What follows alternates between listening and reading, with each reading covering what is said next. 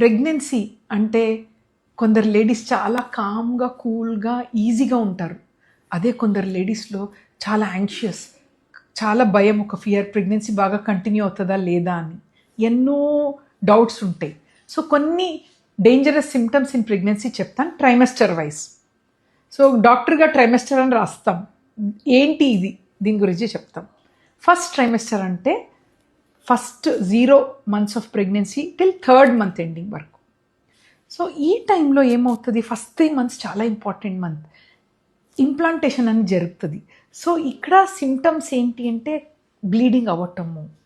So implantation bleeding okay, common కొందరికి, but అదే heavy bleeding అవ్వటం డాక్టర్ని కన్సల్ట్ చేయాలి. కొందరికి abortion chances, baby formation బాగాలేదంటే abort కూడా అవ్వచ్చు. సో నెగ్లెక్ట్ చేయకండి.